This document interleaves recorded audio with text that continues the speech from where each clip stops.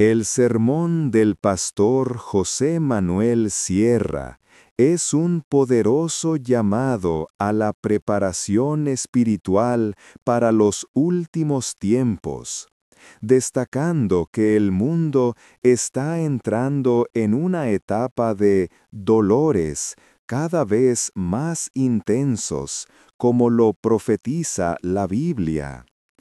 Anima a la congregación a participar activamente en las actividades de la Iglesia virtual, que incluyen oración, estudio bíblico y apoyo mutuo para mantener la conexión y el crecimiento espiritual. Comparte desafíos personales como la enfermedad de su hija, para instar a la oración y enfatizar la misericordia de Dios, incluso en la adversidad.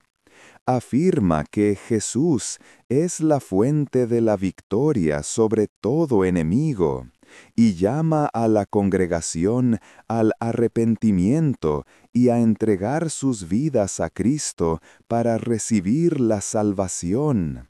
El sermón resalta la unidad, el amor y el apoyo mutuo en la Iglesia, exhortando a los creyentes a vivir como vencedores sin importar las dificultades.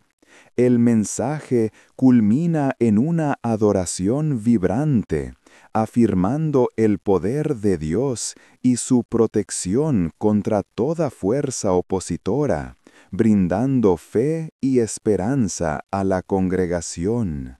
Ayer habíamos anunciado que íbamos a estar compartiendo unas enseñanzas básicas y fundamentales para poder entender con mayor profundidad algunos temas interesantes precisamente de esto, ¿no?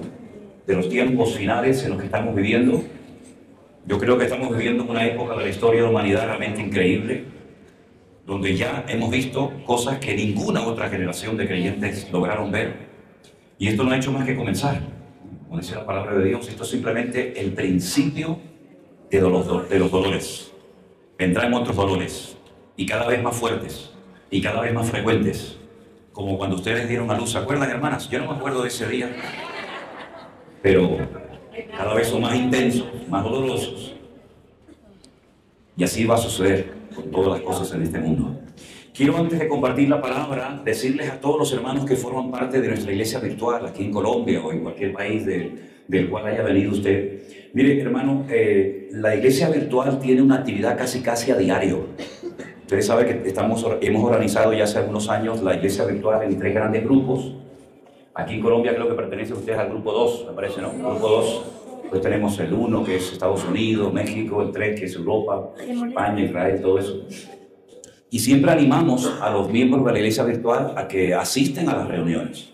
Hay reuniones de hombres, hay reuniones de matrimonios, hay escuela dominical, hay reuniones de jóvenes, hay reuniones de oración, en fin, de niños. En fin, hay mucha actividad dentro de la iglesia virtual. Yo casi les aseguraría que hay más actividad dentro de la iglesia virtual que en nuestras iglesias presenciales. Sinceramente le digo. Entonces, no se pierdan la oportunidad de participar de esas reuniones. No venga usted de excursión a un congreso, a una reunión como esta, sino que empápese, métase en la realidad de la iglesia virtual. ¿Quién está enfermo? ¿Quién ha muerto? ¿Qué viaje estamos realizando? ¿Dónde está el pastor Alberto? ¿Dónde está Anderson? ¿Cuáles son los próximos proyectos? ¿Cuáles son los problemas que tenemos? Las peticiones de oración, los testimonios, las necesidades. Es decir, no viva ajeno a la realidad del ministerio. Tenemos que tener una visión amplia. Usted tiene que saber cómo está la obra en Tenerife. Me han preguntado mucho por mi hija Miriam y les agradezco muchísimo todas las oraciones que hacen por ella. Ella no está sana. Si yo no puedo decir oficialmente, públicamente, mi hija está sana. Mi hija no está sana. Mi hija tiene una enfermedad incurable. Mi hija fue diagnosticada en principio con metástasis en el cerebro y me daban 3 meses de vida por ella. Y finalmente pues se diagnosticó otra enfermedad que también es mala, pero dentro de lo malo pues esto se está acoplando un poquito. Entonces la cuestión está en que hay que seguir orando por ella. Ella está con un tratamiento carísimo. Creo que el tratamiento cada 6 meses vale como 30.000 euros aproximadamente. Gracias al Señor todavía la medicina en España es totalmente gratuita, todo medicinas, operaciones, tratamientos, y si no, imagínense ustedes, ¿no? Todos los años, cada 6 meses, ella tiene que estar toda una mañana en un hospital, le tienen que meter por vena una serie de tratamientos, y bueno, gracias a Dios está bien dentro de lo que cabe, ¿no? Pero todas esas cosas que suceden, ¿verdad? Tenemos gente que está en este momento con cáncer terminal dentro de nuestro ministerio. Estamos orando para que ahora en el mes de febrero del año que viene, estoy mandando a nuestro hermano Alberto, que él es el pastor en una isla que se llama Fuerteventura, ¿verdad? Donde tenemos 2 iglesias, una en la capital que se llama Puerto de Rosario y otra en el sur de la isla que se llama la población Morrojable. Y yo le estoy pidiendo a él que vaya ahora a Estados Unidos 3 meses para atender la obra que tenemos en Orlando y la obra que tenemos también en Miami. Y se van a ir en febrero. Entonces, ¿y qué pasa con la obra que tenemos en Fuerteventura? ¿Quién la va a atender? Bueno, tenemos otro pastor que se llama Rey, que él es de la República Dominicana. Él se ha incorporado a nuestro ministerio no hace mucho tiempo. Pero también vamos a tener que ayudarle porque él va a tener que atender 2 iglesias. Recién hemos abierto obra en una ciudad muy importante de España, de donde era mi padre, que se llama Zaragoza. Ahí también hay otro grupo de hermanos. Tenemos gente en Madrid, tenemos gente en Alicante, tenemos gente en Bruselas. Es decir, la necesidad es tremenda y todo eso ustedes tienen que saberlo, ¿verdad? No solamente, no, mi hija, mi padre, mi marido, mi problema. Está bien, cada uno tenemos nuestras batallas y cada uno tenemos nuestras historias. Imagínense lo que yo tengo en la cabeza, tengo que atender todos los días a todos los pastores, a todas las iglesias, a mi familia y tantas cosas. Pero si entre todos repartimos la carga y si entre todos oramos y nos apoyamos los unos a los otros, todo esto es mucho más llevadero, ¿eh? Y yo les aseguro que la única razón por la que nosotros aguantamos este ritmo de vida en el que estamos, que es terrorífico, créanme, sinceramente. A veces me despierto por la noche y no sé si el baño estaba allí o el baño estaba allá, porque son tantos los cambios, ahora estoy aquí, ahora estoy allá. Hemos estado en Estados Unidos, he dormido en 10 camas diferentes en 15 días, una almohada dura, otra blanda, o un colchón grande. A veces unas camas que no te puedes ni mover, de lo pequeñas que son, otras son gigantescas. Estuve en Estados Unidos, estuve 15 días sin ver a mi mujer, aunque dormíamos juntos todas las noches. Los americanos tienen unas camas tan grandes que yo digo, bueno, se me fue, ya la encontraré. Se habrá producido el rapto de la iglesia, yo hacía así, digo, ya nos encontraremos en algún punto del camino. ¿No? Entonces, yo les pido, por favor, que se involucren, que absorban la realidad de la iglesia virtual. Hay 2 Manolo Sierra predicando en esta mañana. Hola, ¿ven? Hay 2. En vez de pastor tenemos a 2. Porque hay un hermano que no para de tocar los botoncitos. Entonces, hermanos queridos, vamos a orar en esta mañana. Amén. Amén. Amén. Señor, te damos gracias por esta oportunidad maravillosa que tú nos das en esta mañana de aprender tu palabra. Ayuda. Yo te ruego, Señor, en el nombre de Jesús, que tengamos el corazón y la mente abierta para que tu palabra pueda tocar nuestras vidas y salir de aquí llenos de tu presencia, Señor. Pedimos todo en el nombre de Jesús. Amén. Y amén. Estaba leyendo las preguntas antes de subir aquí y a ver si das con el botón del eco. Él va a aparecer en algún momento. El que busca, ya dice la Biblia. Entonces, son muy interesantes las preguntas que están en esa caja. La verdad es que creo que pocas veces me han hecho preguntas tan interesantes como las que intentaré responder en este culto, o bien ahora o bien a la tarde. Pero yo les había pedido ayer que ustedes leyeran 2 capítulos del Antiguo Testamento, del famoso libro de Daniel, y los capítulos eran el capítulo 2 y el capítulo 7. Me voy a quitar el chicle, porque ya me trago 2 o 3 chicles en cada culto, y entonces ya veo que me estoy estirando. Voy a ponerlo por acá. Ay, sí. Después lo pongo otra vez. Para poder entender muchas cosas de los últimos tiempos, uno tiene que tener una base. ¿Y esa base de dónde la adquirimos? Del Antiguo Testamento. Porque en el Antiguo Testamento se habla de todo lo que va a ocurrir en los últimos tiempos. Absolutamente de todo. Con otro lenguaje, utilizando a veces unos símbolos y unos términos diferentes a los que aparecen en el Nuevo Testamento. Pero si logramos entender lo que allí se dijo, lo que allí se reveló, vamos a poder disfrutar del libro del Apocalipsis y de las profecías de los últimos tiempos de una manera extraordinaria. Vamos a empezar por el principio, hacemos un poquito de historia, ¿les parece? Cuando el pueblo de Israel entra en la tierra prometida, a lo largo del camino de la peregrinación desde Egipto hasta Canaán, ellos recibieron lo que se conoce como la Torá o la ley La revelación de Dios para que su pueblo viviera ordenadamente y supieran lo que tenían que hacer y lo que nunca tenían que practicar. Recibieron nada más y nada menos que 613 mandamientos. Ese número 613 lo están recordando permanentemente, porque a donde mires, lo que toques, aparece ese número por todas partes. Por ejemplo, voy a poner un ejemplo, ustedes ya lo saben. Cuando usted comes una granada, esta fruta tan buena, las semillitas, cuando tú abres y te comes una granada en Israel y tú la abres por la mitad, si tienes la paciencia de extraer cada uno de sus granitos, vas a contar 613. Todas tienen 613. No hay ninguna que tenga 500, no, todas tienen 613 granos. Para que ellos recuerden que hay 613 mandamientos que hay que cumplir. ¿Qué cosa era? Por eso el sumo ¿Tenía sacerdote en su 613? vestidura llevaba una campanita, una granada, una campanita y una granada, para que él constantemente tuviera en cuenta que la palabra de Dios es muy amplia, mucho más amplia que los famosos 10 mandamientos. Cuando ellos entran a la tierra prometida, las 12 tribus o las 12 familias, cada una recibió una porción de tierra menos una, la tribu sacerdotal. La tribu de Leví no recibió ningún tipo de tierra, porque ellos tenían que servir al Señor. Entonces vivían de las aportaciones económicas, de los diezmos y de las ofrendas del resto de las naciones. Llegó un momento que el pueblo de Israel entra en una nueva etapa de gobierno y fue lo que llamamos la monarquía. El primer rey de Israel no tenía que haber sido nunca nombrado como rey, porque uno de los requisitos que tenía que cumplir el rey de Israel es que tenía que formar parte o ser descendiente de la tribu de Judá. Y él no era de la tribu de Judá. Saúl era de la tribu de Benjamín. Pero él fue nombrado rey y fue un auténtico desastre. Llevó el país a la ruina económica, llevó el país a una crisis interna sin precedentes. Y el Señor preparó a otro siervo suyo, a otro rey, que fue el famoso David. Y después de David vino Salomón. Pero cuando Salomón muere, el reino se divide en norte y sur. Por ahí aparece un tal Jeroboam y Roboam, y los dos se enfrentan, la nación entra en una guerra civil, 10 tribus forman un reino, que lo conocemos como el reino del norte, o el reino de Israel, cuya capital va a ser Siquén, y el reino del sur, formado por 2 tribus, que sería la tribu de Judá y la tribu de Benjamín, cuya capital seguiría siendo Jerusalén. Jeroboam no se le ocurre otra cosa más que construir 2 becerros de oro, uno lo pone en Dan y otro lo pone en Betel, para que el pueblo no suba 3 veces al año a Jerusalén para adorar al rey. Las tribus del norte, en el año 721 a.C., fueron atacadas por un imperio llamado el Imperio Asirio. Sacó a las 10 tribus del norte de Israel y nunca más hay registro histórico de que esa gente volvió al país. Se habla hoy en día de las famosas tribus perdidas de Israel, que si están por aquí, que si están por allá. Esas tribus como tal nunca volvieron al país. Aproximadamente 135 años después de la destrucción y desaparición de las 10 tribus del norte, el rey Nabucodonosor de Babilonia ataca Jerusalén, ya lo había profetizado Jeremías durante 40 años, y la destruye completamente.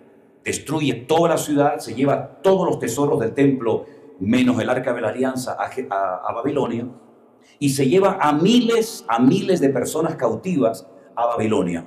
Dentro de ese grupo gigantesco de cautivos viajó Daniel, que era un jovencito de 15, 16, 18, 19 años, junto con otros muchos jóvenes amigos de él. Cuando llegan a Babilonia, tuvo, entre comillas, la suerte de caer en el palacio del rey Nabucodonosor. El rey Nabucodonosor lo primero que hace es intentar por todos los medios habidos y por haber de desprogramar, de quitar todo contacto con el Dios de Israel de la vida de estos muchachos. Les cambia el nombre. Por ejemplo, Daniel es un nombre muy bonito, viene de la tribu de Dan. Dan significa juzgar, él es Daní, es mi juez, Dios es mi juez. Pero ese nombre desaparece y lo llaman Belsasar, hijo del diablo. Le cambian los nombres, comienzan a darle alimentos que ellos no podían comer según la ley de Moisés. Tienen que aprender una nueva cultura, tienen que aprender una nueva lengua que sería el arameo.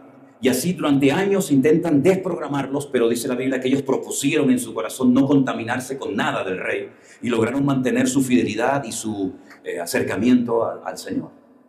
Pero este Daniel, sobre todo, fue un instrumento muy utilizado por Dios durante el tiempo que estuvo en Babilonia, que fue hasta que murió, porque él recibía revelaciones, visiones y sueños e interpretación de sueños de otros personajes que tienen mucha relación con lo que nosotros nos va a tocar vivir en estos últimos tiempos.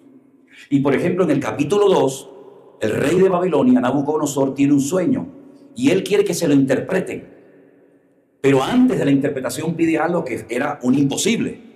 Primero cuénteme lo que soñé, para yo saber si realmente me están diciendo la correcta interpretación o se la están inventando. Claro, se asustaron los sátrapas, astrólogos, adivinos de la corte, porque ¿cómo voy a averiguar el sueño que usted tuvo? Dígame el sueño y yo se lo interpreto. Pero él decía, no, primero cuéntame el sueño y después me das la interpretación. Bajo pena de muerte, todos estaban atemorizados, pero dice la Biblia que Daniel pidió tiempo y oró al Señor, y el Señor le reveló el sueño y la interpretación del rey Nabucodonosor. Y usted sabe que lo que soñó el rey Nabucodonosor es que él vio una estatua enorme, gigante, cuya cabeza era de oro, el pecho y los brazos eran de plata, el vientre y los muslos eran de bronce, y las piernas eran de hierro, y algo de barro también entre los dedos de los pies. Y cuando él le cuenta el sueño al rey Nabucodonosor, el rey Nabucodonosor se queda sorprendido, porque efectivamente eso es lo que él había soñado. Pero ¿y eso qué significa? Y entonces ahora viene la interpretación del sueño, y Daniel le dice, la cabeza de oro representa tu imperio. El imperio que en este momento está gobernando sobre las naciones de la tierra, el imperio babilónico, que viene de la palabra Babel, que significa confusión, cuya capital estaba en Nínive, que actualmente ese país sigue existiendo, pero con otro nombre, porque hay nombres de naciones que hoy en día se siguen llamando exactamente igual que como siempre se llamaron. Por ejemplo, Siria. Siria nunca cambió su nombre, Egipto nunca cambió su nombre, pero Babilonia sí. Babilonia en la actualidad es Irak, pero en aquellos tiempos era Babilonia, donde se intentó construir un figurat, una especie de observatorio, que era la famosa Torre de Babel, y a través de las constelaciones y de otros asuntos, intentaban acercarse a Dios a su manera. Así que la cabeza de oro representa tu imperio, pero quiero que sepas que este imperio en algún momento va a caer, va a desaparecer, y se levantará otro imperio. Y eso es lo que representa la plata, el imperio de los medos persas. Hay dos brazos, luego son dos, los medos y los persas. Los persas hoy en día existen, pero con otro nombre, y es el país de Irán. Los iraníes son los antiguos persas, y los medos son los famosos kurdos, los que viven en parte de Turquía, en parte de Irán, de Siria, etc. Y es el único pueblo del mundo, que son más de 40 millones de habitantes, que no tienen país, no tienen pueblo. Ellos quieren conquistar el Kurdistán. Ellos están en guerra desde toda la vida. Pero ese imperio también iba a caer. Parte de ese imperio también lo conoció Daniel. Pero claro, ya por cuestiones cronológicas yo no podía conocer el tercer imperio. Que por cierto, la Biblia en el Antiguo Testamento no nos cuenta nada del tercer imperio, que es el que representa el bronce, que es el imperio de Grecia, el famoso Alejandro Magno. Pero ese imperio también cayó.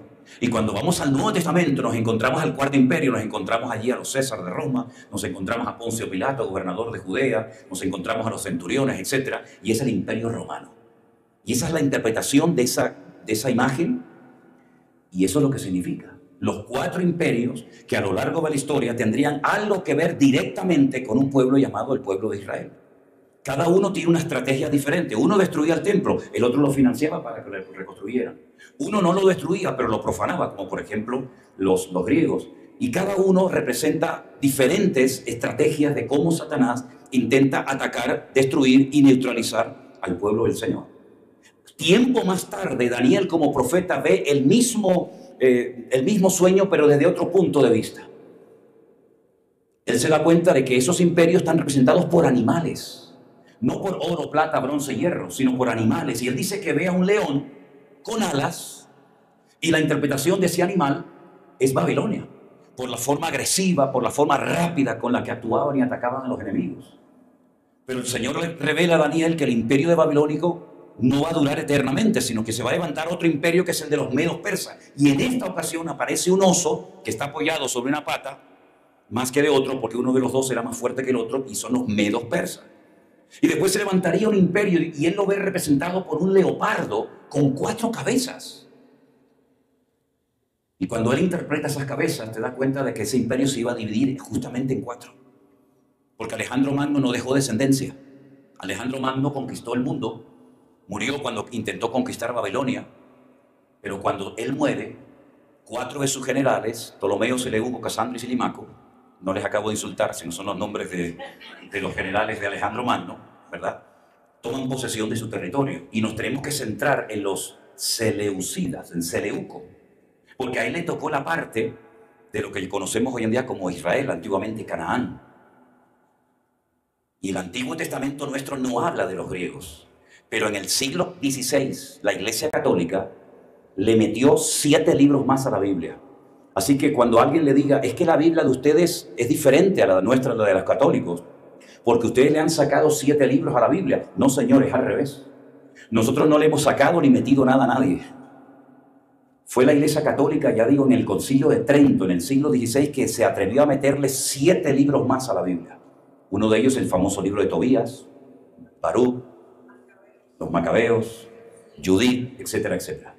Si usted tiene la oportunidad de leer primera y segunda de Macabeos, hágalo lo antes que pueda. Porque ahí se cuenta la relación de los seleucidas, de la parte del imperio griego fraccionado que tuvo que ver con Israel. Y ahí es cuando se produce esa famosa frase que dice la abominación desoladora.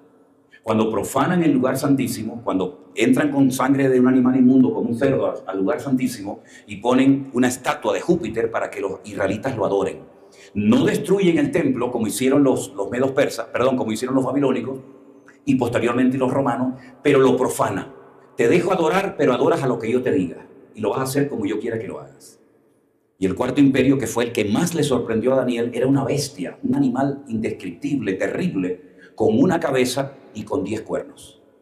Ahora, cuando usted ya entiende lo que significan estos materiales, como el oro, la plata, el bronce y el hierro, y cuando usted entiende lo que significa y representa cada uno de estos animales, usted con esa interpretación, con ese conocimiento, ahora usted ya se puede adentrar en el Nuevo Testamento, porque esto es simplemente una introducción del capítulo que vamos a estudiar en esta mañana, y usted va a ver cómo lo que hasta ahora usted no ha entendido nada cuando lo leía, a partir de hoy usted va a disfrutar de una manera extraordinaria con la lectura y el estudio del famoso libro del Apocalipsis.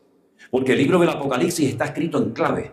Si usted conoce los colores, si usted conoce el significado de los animales, si usted conoce el significado de los números, usted va a poder interpretar el libro del Apocalipsis, porque el libro del Apocalipsis se escribió para que la iglesia estuviera preparada para poder afrontar las dificultades y las presiones de los últimos tiempos. Y ahora sí les voy a llevar al capítulo 13 del Apocalipsis con esta explicación que usted ya se ha aprendido de memoria, ¿verdad, hermana? Hombre, he estado hablando media hora como para que se me olvide, ¿no? Usted ya aprendió todo esto, el caballo, los colores, todo lo aprendió. Ok, perfecto. Bueno, vamos a ver si es verdad. Apocalipsis capítulo 13, por favor. Capítulo titulado Las dos bestias. Las dos bestias. Tengo que decir algo muy importante, y es que cuando la Biblia se escribió, no se escribió ni con capítulos ni con versículos. ¿Vale? Los capítulos y los versículos nos ayudan mucho para encontrar esos versículos, esos pasajes bíblicos que decimos, eso está en Juan 3:16, eso está en Juan 14:6, eso es. Pero a veces esas divisiones que se han hecho, no se han hecho todo lo bien que tenían que haberse hecho y frena y para la línea de pensamiento que venía desarrollándose.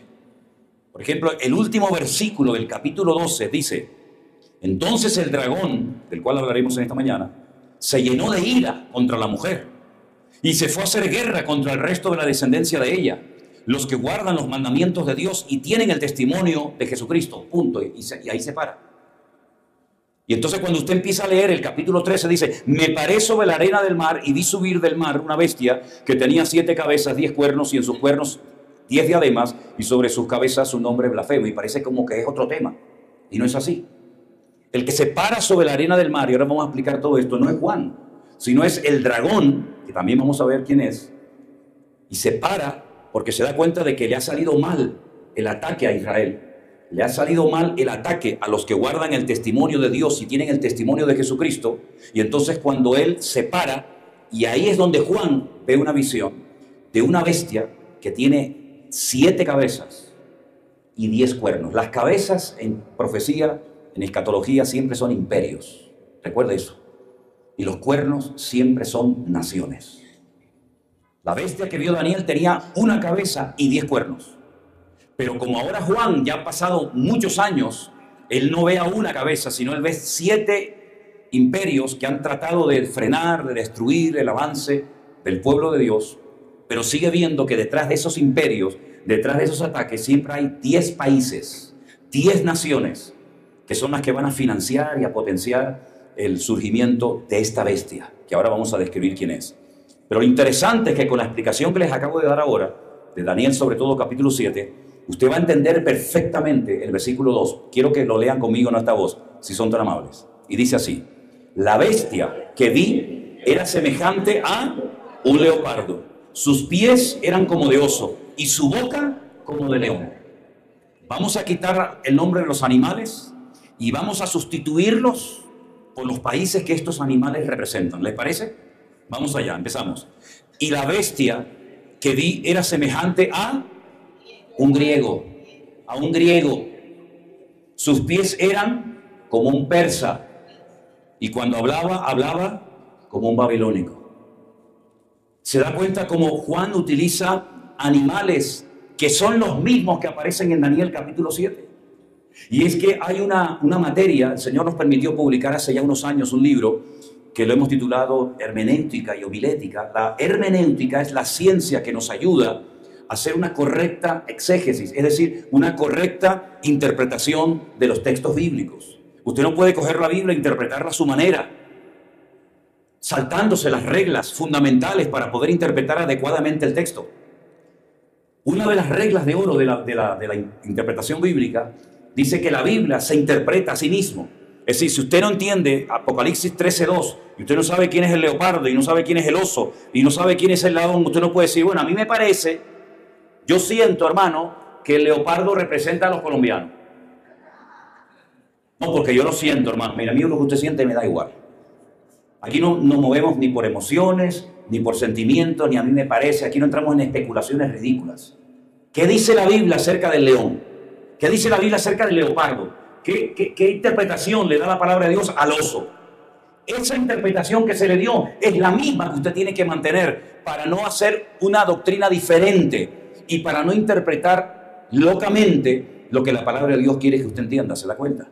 Entonces, por eso es importante tener la base. Y la base la arrancamos, la adquirimos del Antiguo Testamento y usted la aplica, ¿verdad?, en el Nuevo Testamento, y usted va a darse cuenta de que aquí se está hablando de una persona que se llama aquí bestia, pero es un hombre de carne y hueso. No es un engendro de un demonio que mantuvo una relación con una mujer y quedó embarazada y es como el hijo de Satanás. No, nada que ver. Son películas de Hollywood. Son las cosas que le gustan hacer los americanos, que a la gente le gusta. La palabra de Dios nos habla de un personaje siniestro que tiene papá, tiene mamá, tiene pasaporte, tiene nacionalidad. Es un hombre, vaya, que la Biblia en este caso lo llama bestia, pero recibe muchos nombres. Por ejemplo, aquí en Apocalipsis lo llama la bestia. En otro libro, también escrito por Juan, lo llama el anticristo. Y ayer hablamos de lo que significa la palabra Cristo, o Mashiach, o ungido. Pero Pablo nunca se dirige a este personaje como el anticristo. Lo llama con otros títulos diferentes que ya veremos Dios mediante hoy o esta tarde. Porque el nombre habla de la esencia de lo que usted está estudiando o describiendo. Por eso es muy importante conocer el significado real que la Biblia le da a los nombres y a los lugares, para que usted pueda descubrir que detrás de un nombre hay una esencia. Por ejemplo, si yo digo la palabra perro, todo el mundo sabe lo que es un perro, pero esa palabra no describe nada. No sabemos si es bueno, si es malo, si es peligroso, si es grande, si es chico. No sabemos cómo se comporta un perro, no lo sabemos. Pero alguien dijo, este se va a llamar perro, y aquel se va a llamar jirafa, y aquel se va a llamar león, y aquel se va a llamar gato. Pero es que en el hebreo todas las palabras tienen un significado profundo. Y fue Adán el que le puso nombre a los animales. Dios los creó, pero los creó sin nombre. Y Dios le dijo, encárgate de ponerle nombre a todos los animales. Pero ¿y cómo me invento yo un nombre para cada animal cuando hay miles y miles de animales? Incluso había muchos más de los que existen hoy en día, porque muchas especies animales han desaparecido. Entonces Adán, que tenía el reflejo de Dios en su vida, que tenía una percepción y un discernimiento espiritual tremendo que luego se perdió por el pecado, él miraba a un animal y él lo miraba por dentro. Y él sabía cómo es ese animal, su conducta, su comportamiento, su forma de proceder. Y entonces cuando vio al perro, le llamó Keled, porque juntó dos palabras hebreas, Kol, que significa todo, y Lev, que significa corazón, y las unió y le llamó Keled. este animal es todo corazón. Y si tú le quieres poner a tu hijo un nombre que signifique todo corazón, ¿lo vas a llamar Kelef, que significa perro? No, le cambias una vocal y lo llamas Caleb. Son las mismas letras, pero le cambias una vocal. Y entonces ese niño se llama todo corazón. Pero en vez de llamarlo Kelef, que es para el perro, yo le cambio una vocal, lo llamo Caleb y sigue siendo todo corazón. Pero Caleb es para el hombre, Kelef es para el animal. Y así podríamos ir, no tengo tiempo, pero podríamos ir uno por uno los animales de la Biblia. Y entonces el nombre que le da Adán en hebreo describe al animal, aunque tú no sepas en principio cómo es el animal. Por ejemplo, al león le puso Ari. Ellos no pronuncian la R, Ari. Y Ari significa miedo. Pero le puso el nombre antes de la caída, cuando se podía acariciar y se podía jugar con el león. Y el león no era carnívoro, el león era herbívoro. Allí nadie se mataba. Sin embargo, él sabe que ese animal en algún momento de la historia se va a convertir en un animal peligroso y agresivo. Y por eso le dijo, este animal se llama miedo, se llama temor. Y vemos en la palabra de Dios que los nombres nos habla acerca del código genético espiritual. Todos tenemos un código genético que lo transmitimos a nuestros hijos. Y cualquier célula, cualquier trocito de piel o de pelo de los hijos nuestros, hablan acerca de quiénes son sus padres. Y se hacen pruebas genéticas, ¿no? Para saber si era mío o no era mío, era del vecino de arriba, o tú sabes de quién era, ¿no? Pero en la Biblia, cuando tú te vas a dar cuenta, todo tiene un significado, todo tiene una razón de ser. Por eso a veces Dios le cambia el nombre a la gente. Porque tu nombre significa una cosa que yo no quiero que seas así. Yo no quiero que tú seas un suplantador, un tramposo, un tipo así que siempre está buscándose la vida, engañando al padre, a la madre, al primo, al otro. Tú eres un Jacob, tú eres un suplantador. Yo no quiero que sigas siendo así. Yo quiero que seas un Israel. Israel es un nombre que se puede estudiar letra a letra. Y cada letra tiene un significado. Pero las tres primeras significan Yashar. Yashar significa recto, camina recto. Ya has caminado tiempo torcido en tu vida, pero camina recto delante de ¿quién? Delante de Él. ¿Y Él quién es en la Biblia? Es Dios. Todo lo que termina en Él significa Dios. Alef, Lamed. Entonces Dios va cambiando el nombre de los lugares, de las personas, para que cuando tú pronuncies ese nombre sepas lo que hay detrás espiritualmente. Por ejemplo, ¿dónde nació Jesús? Jesús nació en un lugar que nosotros lo conocemos como Belén. Hoy no podría venir Jesús al mundo porque Belén es territorio palestino. Y Jesús no era palestino, Jesús era israelita de la tribu de Judá. Pero si usted va a Belén, que yo voy muy poco porque prácticamente hoy en día no hay nada que ver y no es muy sano ir allí, pues es un territorio palestino, pero sigue llamándose Belén. ¿Y Belén de dónde viene? De Bet Lehem. Bet es casa, Lehem es pan. Es que allí nació aquel que dijo, yo soy el pan de vida. Y todo tiene una razón de ser y todo tiene una explicación. Incluso, lamentablemente, los nombres de la Biblia, de los libros, los han cambiado, que es una lástima que tengamos un libro que se llame Lamentaciones. Cuando la Biblia dice que Él ha cambiado nuestro lamento en baile. Entonces, ¿por qué tenemos un libro que se llama Lamentaciones? Como si Dios nos permitiera lamentarnos. Es que no se llama Lamentaciones en la Biblia. Y tenemos un libro que tiene un nombre rarísimo, además como una cosa que extraña, Deuteronomio. ¿A quién se le ocurrió decirle, cómo se llama el niño? Deuteronomio. Pero que no se llama Deuteronomio en la Biblia. Entonces vemos que todo tiene una razón de ser en la palabra de Dios. Y por eso vemos que el anticristo recibe nombres y recibe títulos para que cuando veamos aparecer en la escena mundial a este personaje siniestro, sepamos reconocerlo. Algunos se estarán preguntando, ¿y usted cree que nosotros llegaremos a conocer el anticristo? Yo no sé lo que usted cree. Yo sé lo que yo creo. Y yo sé lo que puedo incluso demostrar con la Biblia. Yo estoy plenamente convencido que lo veremos. Y lo reconoceremos. Además tenemos que saber reconocerlo. Y después vamos a ver qué podemos o qué debemos de hacer para reconocer a este personaje siniestro. Pero dice la Biblia que es una mezcla de griegos. ¿Cómo eran los griegos? Los griegos eran muy presumidos. Miren lo que hay aquí. Yo no sé dónde estoy ahora mismo, si estoy a la derecha o a la izquierda, pero aquí enfrente hay un gimnasio que pone arriba 24/7, ¿no? Están todo el día ahí, pim, pam, sube, baja, suda, corre. Nuestra iglesia en Tenerife está rodeada de 7 gimnasios. ¿Y quiénes inventaron los deportes? ¿Quiénes inventaron las olimpiadas? Los griegos. Los griegos eran presumidos, les gustaba la apariencia, pero también eran filósofos. Séneca, Platón, Aristóteles. ¿De dónde viene toda esa cultura de la filosofía? De los griegos. Eran hedonistas, le daban culto al cuerpo. Eran de una promiscuidad sexual terrible. Usted cuando ve, por ejemplo, las figuras, las pinturas de los griegos, los mosaicos en el suelo, usted ve que tenían relaciones con animales, con perros, con niños, con mujeres, con elefantes, con todo. Todo estaba bien, como está pasando hoy en día. Que todo vale, todo está permitido y no lo critiques porque sabe Dios lo que te pueden hacer. Así eran los griegos, así va a ser el anticristo. Un pervertido, pero una persona con un carisma, con una capacidad de atracción espectacular. Pero también dice la Biblia que eran religiosos. ¿Se acuerdan cuando Pablo fue a Grecia, al Areópago? Dice que daba vueltas por la ciudad de Atenas y entonces por la noche les dijo, ustedes son gente muy religiosa, adoran todo. ¿Cuántos dioses tenían los griegos? Madre mía, tenían a Mamón. ¿Saben quién era el Mamón? El dios del dinero. A Baco, el dios del vino. A Ceres, el de la cosecha. Tenían un montón de dioses. Y la mitología griega es para volverte loco. Todos se peleaban. Nuestro continente se llama Europa. Europa es una muchacha que la raptan, se la llevan a una isla, la violan, nuestra moneda se llama el euro, todo una connotación espiritual brutal. Y los griegos eran así, presumidos, tenían tendencia al tema de la filosofía y también, sobre todo, una promiscuidad sexual sin precedentes. Y eran muy religiosos. Y el Señor, a través de Pablo, le dice, hoy vi una columna que ponía al Dios no conocido. Hasta los que no conocían lo adoraban por si acaso. Yo les vengo a hablar del Dios no conocido. Y les habló del Señor. Algo realmente increíble. El anticristo va a ser así. Y hay un dato que nos da Daniel, porque la Biblia nos da muchos datos acerca de este hombre. Dice que del amor de las mujeres no hará caso. Eso se puede interpretar de varias maneras, ¿no?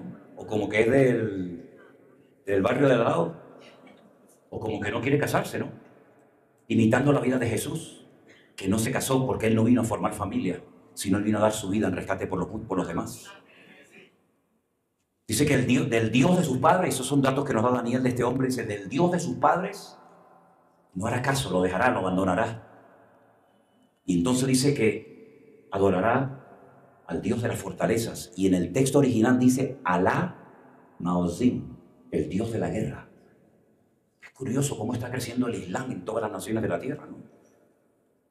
Y vemos, por ejemplo, a lesbianas y a homosexuales que salen con la bandera palestina diciendo, defendemos a Palestina, cuando tú entras allí y a los 5 minutos te cortan en rebanadas y te tiran del 5.º piso abajo y te prenden fuego. Así va a ser el anticristo. Muy parecido a los griegos. Pero dice la Biblia que cuando habla se parece a un león, arrogante, soberbio, prepotente, siempre en posesión de la verdad, no dejando hablar a los demás como hoy en día. Que ya no puedes opinar, ya no puedes debatir, porque si hay que hacerte la guerra, se hace. Si es una mezcla, es la primera vez en la historia que se va a levantar un personaje político en el mundo que va a ser una mezcla de todos los reinos paganos que ha habido a lo largo de la historia. Pero no contento con esto, el versículo termina dándonos una información espectacular y dice, léalo conmigo, y el dragón le dio 3 cosas, ¿verdad? Le dio poder, le dio su trono y le dio grande autoridad. Nunca Satanás le ha dado tanto a un hombre como a este personaje que lo llamamos el anticristo o la bestia.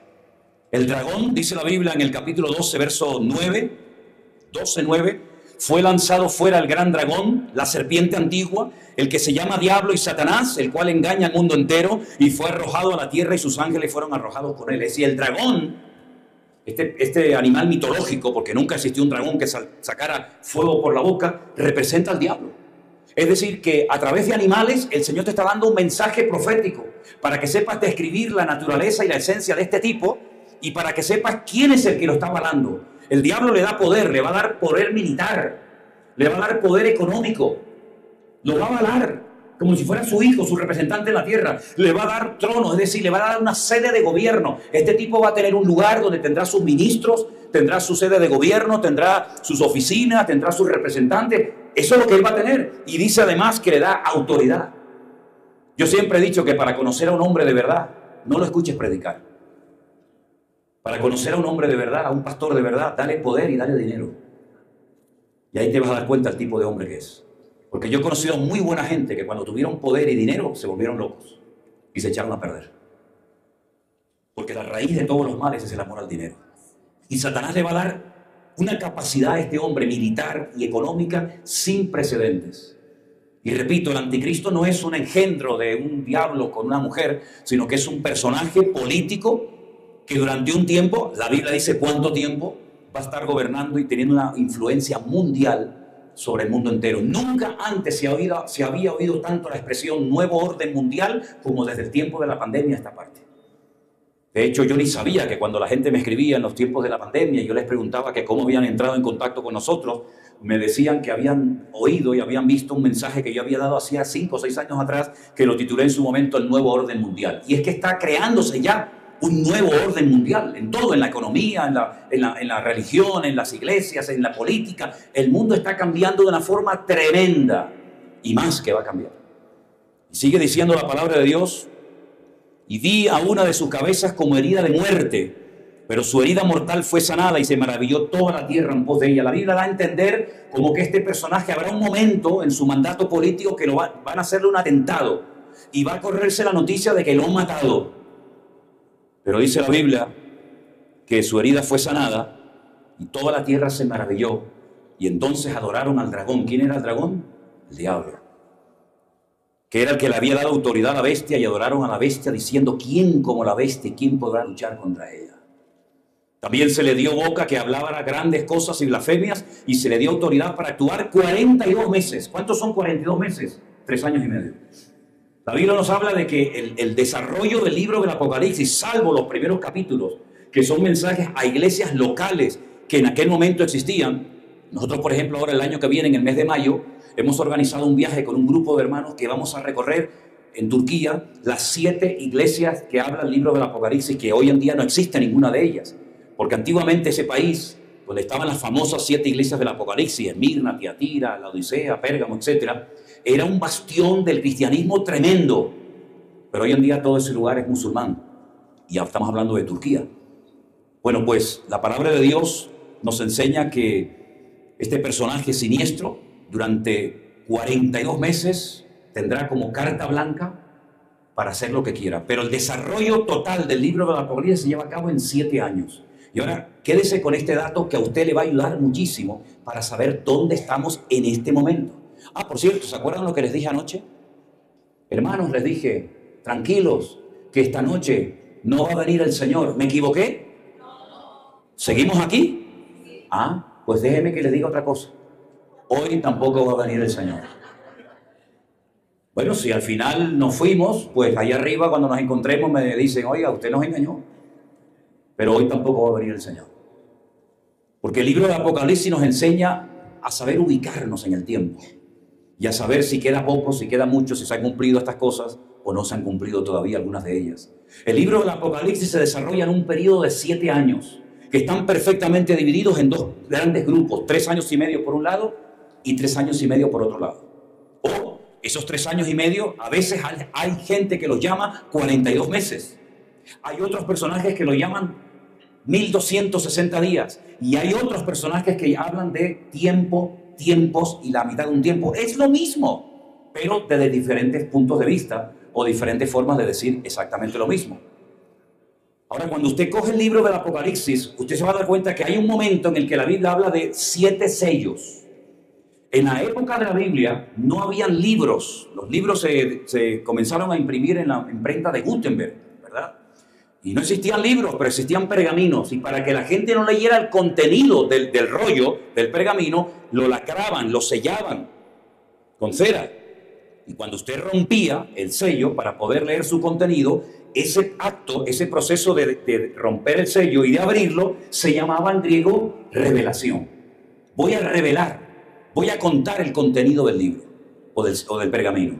Entonces Juan dice que tiene una visión en la isla de Patmos, en el mar Adriático, ahí en Europa, donde él ve un rollo que no tiene 1 ni 2, sino 7 sellos lacrados, ¿verdad? 7 sellos que impiden leer el contenido, hasta que finalmente el Señor lo abre y le dice: yo te voy a contar lo que dice allá adentro.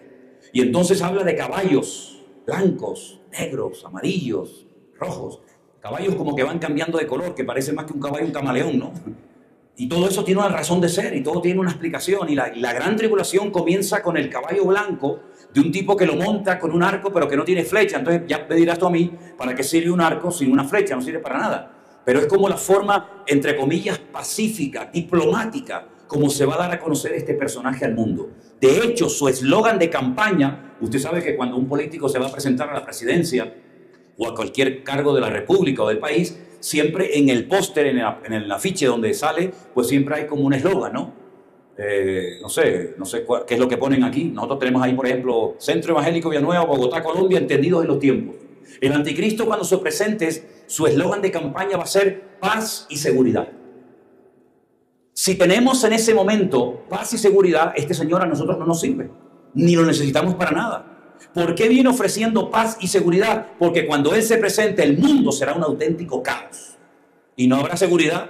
Y si no hay seguridad, ¿cómo vamos a tener paz? Tenemos paz cuando nos sentimos seguros en todos los aspectos de la vida, ¿sí o no?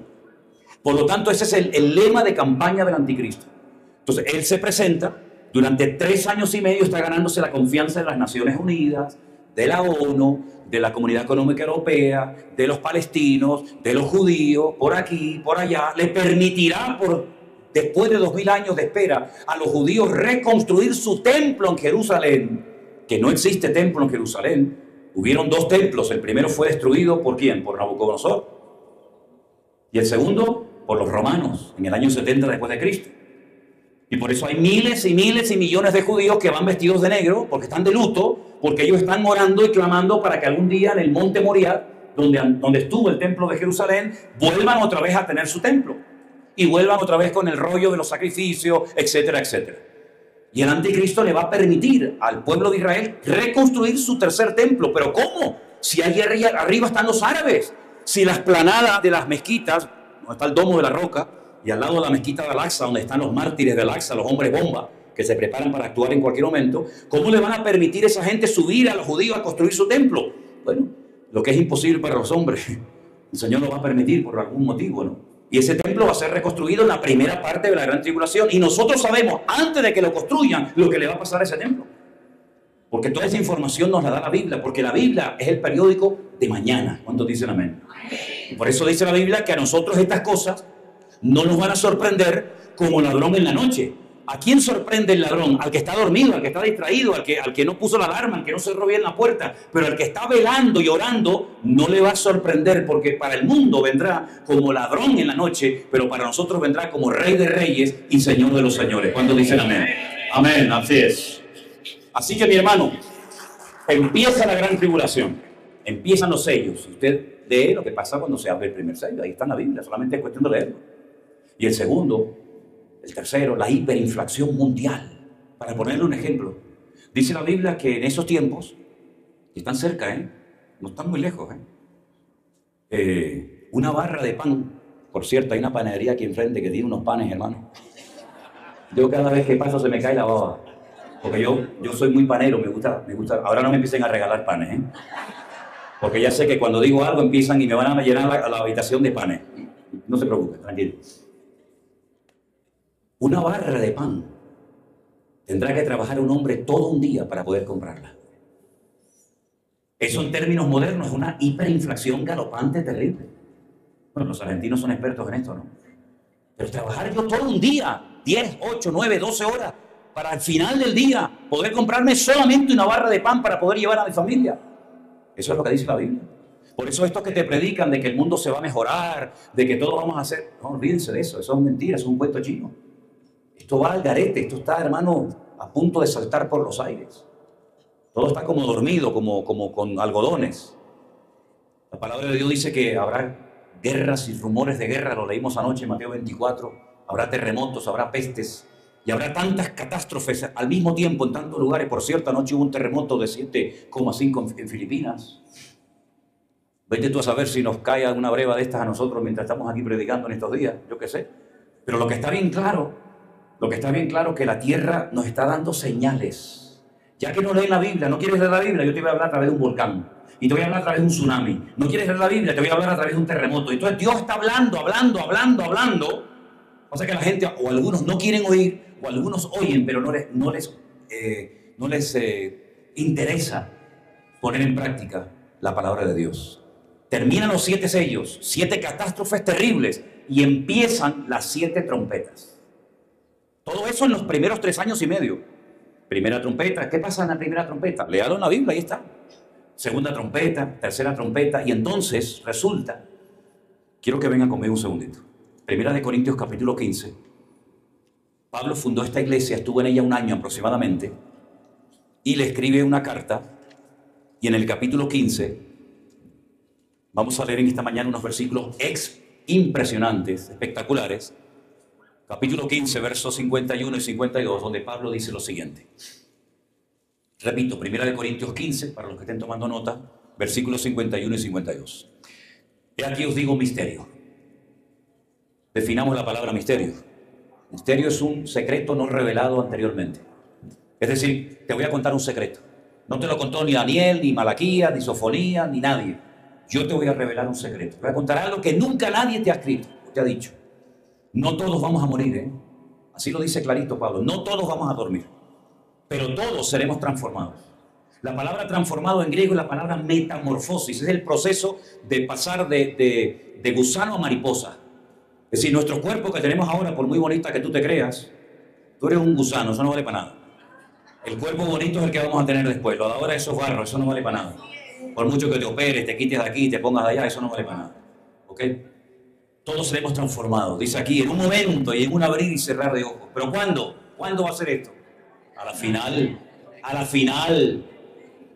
Porque se tocará la trompeta y los muertos en Cristo resucitarán incorruptibles y nosotros seremos transformados. ¿Cuándo se produce esta resurrección? ¿Y cuándo se produce esta transformación? Yo te lo estoy diciendo. A la final trompeta. Buena pregunta, ¿y cuántas trompetas hay? 7. Entonces usted va al libro de Apocalipsis y empieza a pasar un año y medio, 2 años. Entonces van los sellos, una trompeta, 2 trompetas, 4. A la 7ª trompeta se produce este acontecimiento que acabamos de ver en esta mañana. Sí, pero el pastor, a mí me enseñaron que nosotros los cristianos no íbamos a estar en todo este lío de tribulación y de anticristo, sino que nosotros nos íbamos a ser arrebatados antes de todo esto. A mí también me lo enseñaron y lo prediqué, porque yo me convertí en las asambleas de Dios. Y las asambleas de Dios enseñan, como muchas denominaciones, que la iglesia no pasará por ningún periodo de la gran tribulación. Pero ¿saben cuál es el problema de esta postura teológica, denominacional? Que no la pueden demostrar con la Biblia. ¿Qué dice? No, es que yo sé lo que le estoy diciendo. El único versículo que nos enseñaron en la escuela bíblica para rebatir esto era: Dios no nos ha puesto para ira, sino para alcanzar salvación. Y por ahí un día se me ocurrió preguntarle a uno de los grandes maestros de escatología de la Asamblea de Dios, bueno, ¿y a qué tipo de ira el Señor nos dice que no vamos a experimentar? Y no entendía la pregunta. ¿Cómo que a qué tipo de ira? Es que hay varios tipos de ira en el Apocalipsis. Y me dijo abiertamente: yo no sé lo que me estás preguntando. Digo, no, y este es el que entiende, madre mía, ¿cómo será el que no entiende? El Apocalipsis nos habla de la ira del Cordero, que es la ira de Dios. Nos habla de la ira del dragón, que es el diablo. Y nos habla de la ira de las naciones. Y yo le pregunto a usted nuevamente, ¿de qué ira estamos exentos los cristianos? Porque si la Biblia dice, que es verdad que lo dice, Dios no nos ha puesto para ira, sino para alcanzar salvación, mi pregunta es, ¿a qué ira el Señor me ha prometido protegerme? ¿De la ira de las naciones? No me diga. La semana pasada mataron a 50 hermanos nuestros quemados vivos en una iglesia en el Congo, ¿eh? En lo que va de año han matado a más de 70.000 cristianos en Nigeria. ¿Estamos exentos de la ira de las naciones? No me diga. Vaya usted a repartir Biblias a Irán ahora mismo. Vaya usted al país que tengo yo a 100 kilómetros de mi casa, como es Marruecos. Póngase en una plaza pública a predicar el evangelio. Si no lo cortan a cachos, es de milagro. Váyase usted a muchas partes del mundo, Arabia Saudita, Kuwait, a Doha, váyase a esos lugares diciendo que usted es un predicador. Usted no está exento de la ira de las naciones. Las naciones nos han masacrado y perseguido durante los últimos 2000 años, mi hermano. Desde el siglo I hasta el día de hoy, los cristianos hemos sido odiados, perseguidos, maltratados, torturados por la causa del evangelio. El diablo tiene una rabia en contra de la estabilidad familiar. El diablo no quiere que siga siendo fiel al Señor. El diablo se ha ensañado muchísimas veces con familias enteras, con países enteros hermosos. Los ha destruido. De la única ira que estamos exentos de la ira de nuestro Dios. Porque Dios no está enfadado con nosotros. Él es nuestro Padre. Y si vosotros, siendo malos, sabéis dar buenas dádivas a vuestros hijos, de tal manera que si tu hijo te pide un pan, tú no le darás una piedra, o si te pide algo de comida, no le darás una serpiente, un escorpión, ¿cuánto más mi Padre Celestial os dará las cosas que ustedes necesitan? Dios no está enfadado con nosotros.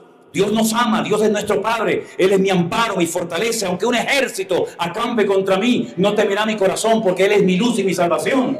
Esa es la ira de la que estamos exentos, pero no de las otras, no de las otras. Vaya usted a una manifestación, que aquí ustedes tienen mucha experiencia de esto, apoyando a Palestina. Vaya ahí, hable de Cristo, hable de Israel, hable de Jerusalén, hable de que el Mesías viene y va a estar viviendo en Jerusalén. A ver lo que le hacen. Ahí se le va todo el valor cristiano, ¿verdad? Hermanos queridos, el mundo está loco. Vaya usted a Europa, vaya usted ahora, por ejemplo, a España, vaya a Inglaterra, vaya a Francia, vaya a Italia. Y diga cualquier cosa en contra de la opinión de todo el mundo, que van como borregos, ¿verdad? Y todos tienen como un mismo tema. La palabra de Dios nos dice que Él nos va a guardar y a proteger.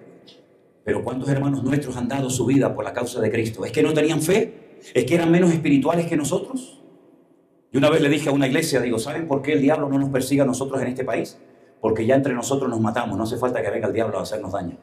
Ya entre nosotros nos matamos unos a otros. Pero esos hermanos nuestros tienen un acercamiento al Señor. Le pregunté hace poco a un hermano que vino de la China, le dije, oye, ¿cómo está la obra allí? Me dice, ¿sabes una cosa?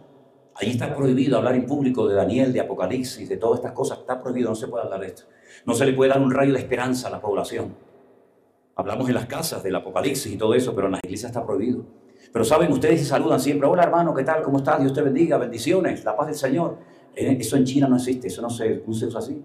¿Cómo se saluda a la gente allí? Y me dice, ¿sabes cómo se saludan los hermanos? Hermano, ¿cuántas cárceles has estado? ¿Cuántos latigazos tienes? ¿Cuántas descargas de corriente has recibido en tu cuerpo? ¿A cuántos familiares han matado de tu familia? Así se saludan. Y para ellos sus latigazos, sus heridas, sus marcas en el cuerpo son sus medallas. Y presumen de haber podido sufrir por la causa del Evangelio. Hay cristianos que vienen a la iglesia para que el Señor les dé un novio, una novia, un trabajo, les dé papeles, les dé una visa para irse a Estados Unidos, para que les resuelva los problemas económicos o familiares que tienen. Nuestros hermanos en esos países ni piensan en eso. Nuestros hermanos en esos países oran para que Dios les dé fuerzas para poder ser fieles hasta la muerte y recibir la corona de vida. Antes de que se produjera la matanza de nuestros hermanos en Siria, las madres juntaron a sus hijos y le decían a los niños, escuchen esto, mamá, niños, nos van a venir a matar en cualquier momento. En cualquier momento tumban la puerta de la iglesia, entran a nuestra casa de noche o de día y nos van a matar. Papá, mamá, vamos a ser muertos. Pero yo les voy a decir una cosita, niños. Cuando vengan los malos a matarnos, usted cierre los ojos, cierre los ojitos. Y cuando los abra, ya usted verá al Señor. Así les decían a los niños. ¿Qué te parece? Esos son nuestros hermanos que están pagando un precio tremendo. Muy fácil estar aquí con estas vistas, aquí en Colombia, ¿verdad? Qué bonito, Bogotá. Sí, muy bonito. Pero la vida cristiana para muchos hermanos nuestros en muchas partes del mundo es muy dura, es muy difícil, ¿verdad? Así que todo esto se avecina y dice que este personaje estará durante los últimos 3 años y medio en las copas de la ira, haciendo cosas terribles. Ahora la pregunta es, ¿y este hombre realmente será tan admirado y seguido por las naciones? Pues sí lo va a hacer, pero fíjense lo que pasa aquí. Estamos en capítulo 13. Se le dio boca para que hablara grandes cosas y blasfemias y se le dio autoridad para actuar 3 años y medio, 42 meses.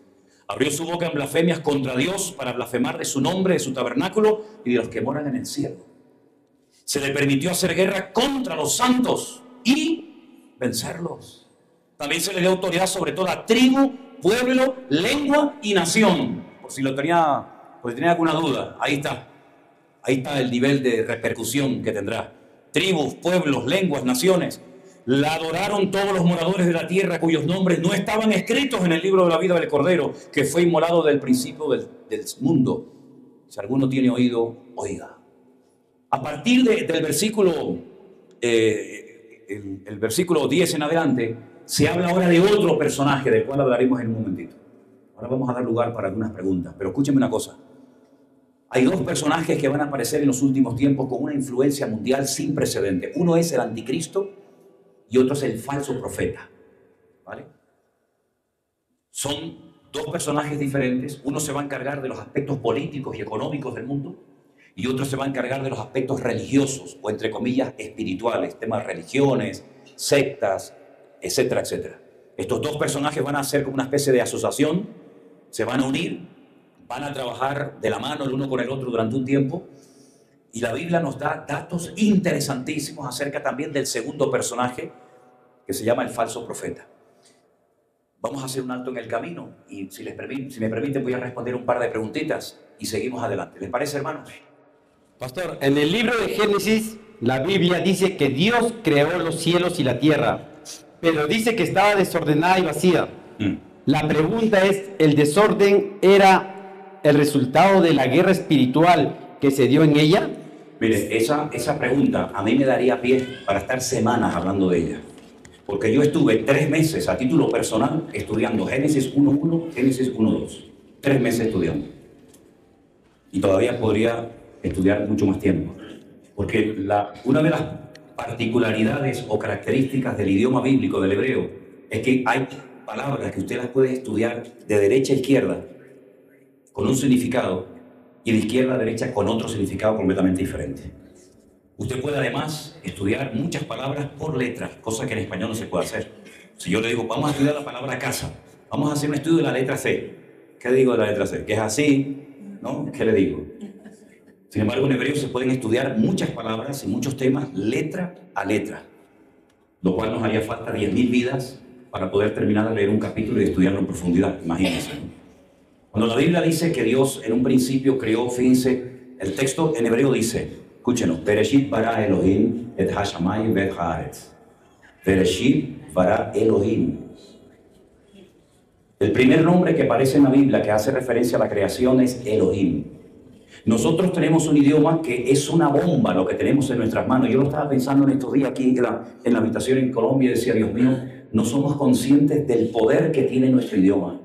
Podemos ir desde los Estados Unidos, que hay millones de gente que habla español, pasando por todo Centroamérica, hasta Ushuaia, hasta la Patagonia, y hablarle y evangelizarle, y que nos van a entender millones y millones de personas sin necesidad de cambiar de lengua. Es un poder extraordinario de evangelización que no somos conscientes del poder que nos da tener esta lengua. Pero nuestro idioma, que tiene pues, mucha capacidad de poder alcanzar a millones de personas, no tiene la profundidad que tiene el texto bíblico. Porque si usted se da cuenta, por ejemplo, nosotros para pasar una palabra de singular a plural, simplemente añadiéndole una S, ya la hemos convertido en plural. Yo tengo una casa, pero tengo varias casas. Le añado una S y ya está.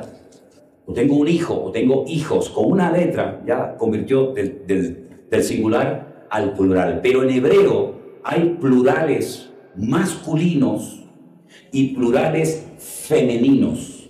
El plural femenino termina siempre en ot. Y el plural masculino siempre termina en in. Es una letra chiquitita que se llama la letra yod y una letra que se llama amén. Todo lo que termina en in es masculino plural. Entonces, escuche el versículo. Bereshit bara Elohim. Es decir, la traducción literal de ese primer nombre que aparece, que se le usa para mencionar a Dios, está en términos masculino plural. Es decir, que si hubiéramos traducido literalmente, que no se puede porque sería una locura, si se hubiera traducido literalmente Génesis 1.1, diría, en el principio creó dioses. ¿Cómo que dioses? Si hay solamente un Dios. Pero es que es un término que se conoce como término polivalente. Es decir, usted lo puede emplear para Dios o para dioses. Por ejemplo, los famosos 10 mandamientos que dicen, no tendrás dioses. Lo y yeh leja Elohim al panay. No tendrás dioses. Y sale Elohim. Pero Elohim también sale en Génesis 1.1. Entonces, ¿en qué quedamos? Es que depende de lo que usted quiera hablar, lo puede utilizar para dioses, idolatría, o lo puede utilizar para Dios. Fíjense que Dios creó los cielos en singular, en plural, y la tierra en singular. Pero la palabra cielos en hebreo es hashamayim. ¿Y qué es hashamayim? Ha es el artículo. ¿Y hashamayim qué es? Agua, fuego. Entonces fíjate, más difícil todavía. En el principio creó Dios, o dioses, perdón, sí, efectivamente. En el principio creó dioses, agua y fuego. Pero nosotros lo hemos traducido por cielos. Ah, no, pero espérate un momento. Para que haya fuego, tiene que haber oxígeno. Porque si no hay oxígeno, el fuego se apaga. Y la composición química del agua, ¿cuál es? H2O, oxígeno e hidrógeno. Entonces Dios me está diciendo que Él creó los elementos químicos. Y esos elementos químicos están en una cantidad exacta y perfecta. Y cuando hay obediencia cae lluvia, agua del cielo. Y cuando hay desobediencia cae fuego del cielo. Y destruye las cosechas. Entonces ese desorden que se produce, la primera vez que se tradujo el cura español de Sevilla, que tradujo la primera vez del hebreo al castellano antiguo, la Biblia, él no tradujo el versículo diciendo desordenada y vacía, porque eso es una incongruencia total y absoluta. Si usted se para a pensar, ¿cómo va a estar desordenada si está vacía? Si entráramos a este salón en esta mañana y no hay nada, ni sillas, ni púlpito, ni guitarra, ni nada, está vacío, la pregunta es, ¿está ordenado o está desordenado? Está vacío, hermano. Pero entonces, ¿cómo dice su Biblia que la tierra estaba vacía y desordenada? ¿Cómo está desordenada? Es que no dice eso en el hebreo. Dice tohu babohu. Y son palabras que no tienen una traducción literal al castellano. Entonces, ¿qué hizo el cura español cuando tradujo la Biblia? Dijo, la tierra estaba desadornada, sin adornos. ¿Cuáles son los adornos? El sol, la luna, los pajaritos, ¿verdad? Sin adornos y vacía, que es otra cosa completamente diferente. Entonces, es un capítulo muy profundo, ¿verdad? Mira, ahora hay obediencia, estamos cantando y alabando a Dios, que hay lluvia del cielo. Amén. Si nos portáramos mal, caería fuego. Entonces, es un pasaje muy interesante, pero ese desorden, ese caos, no eran toda la tierra, sino eran en la faz del abismo. La palabra faz es cara, es como las dos caras de la moneda. En una parte de la tierra había caos y desorden, y en otra parte había orden donde se movía el Espíritu de Dios, porque Dios es un Dios de orden. Amén. Bueno, vamos a avanzar, porque si no es muy largo esto. Dime. Siguiente pregunta. ¿La paz entre Gaza e Israel de Strong es la paz que nos habla la Biblia? ¿Ha empezado el tiempo de la tribulación? La tribulación no ha empezado porque la tribulación empieza cuando se desata el primer sello de Apocalipsis capítulo 6, que lo hemos dicho en esta mañana recién. Esta es una paz que va a durar nada. Esto volverá en poco tiempo, si no son días, serán semanas, serán meses. Esto volverá otra vez a lo mismo. Nunca, jamás habrá paz entre Palestina o los palestinos y los judíos, jamás. El único que puede traer una paz duradera es el Señor Jesucristo. Esto es simplemente un papel que se ha firmado porque hay una presión social muy, muy fuerte en Israel en este momento por parte de familiares que están totalmente destrozados porque llevan muchos de ellos 2 años sin saber nada de sus nietos, de sus hijos, de sus novios, de sus novias, y han tenido que firmar este acuerdo de paz porque, bueno, pues porque quieren sacar a los rehenes, pero después van a volver otra vez a lo mismo. Esto no tiene nada que ver con la paz que va a ofrecer el anticristo en los últimos tiempos. Yo no creo en esta paz. Esto es simplemente un negocio que se ha hecho temporalmente y que va a durar muy poco tiempo, y ustedes van a ver que otra vez misiles, otra vez cohetes, otra vez invaden. Esto va a ser el cuento de nunca acabar. Solamente el Señor lo puede arreglar. Así de claro. Estas 2 preguntas de la hermana María Isabel y Edith. Dice la primera: tengo entendido que en el milenio habrá pecado. ¿La iglesia pecará? No, la iglesia no va a pecar, porque la iglesia, cuando esté en el milenio es lo que al final de la gran tribulación se produce el milenio, que es el gobierno de Cristo desde la ciudad de Jerusalén, de la cual si quieren después hablamos un poco, y la iglesia no va a estar pecando. La iglesia, cuando sea arrebatada y esté con el Señor, ya no va a haber ningún tipo de pecado, ni mucho menos. Lo que sí van a haber son millones y millones de inconversos que salieron con vida de la batalla de Armagedón y de la gran tribulación y van a entrar en el milenio. Satanás va a estar atado durante 1000 años, y ese es el motivo por el que no pecan. Pero en el momento en el que Satanás es suelto, la Biblia dice que otra vez quieren intentar hacer otra vez la guerra contra el Señor y contra su pueblo, ¿no? Pero la iglesia no va a pecar una vez que sea arrebatada por el Señor. De hecho, la iglesia no tiene por qué estar pecando tampoco ahora. No tenemos que esperar al milenio para no pecar. La Biblia dice que el que practica el pecado no ha conocido al Señor. Podemos pecar esporádicamente sin querer, pero el que practica el pecado llamándose cristiano, ese no es cristiano ni nada. La siguiente pregunta, La siguiente pregunta era: cuando la iglesia sea arrebatada, ¿el Espíritu Santo se va? No, para nada.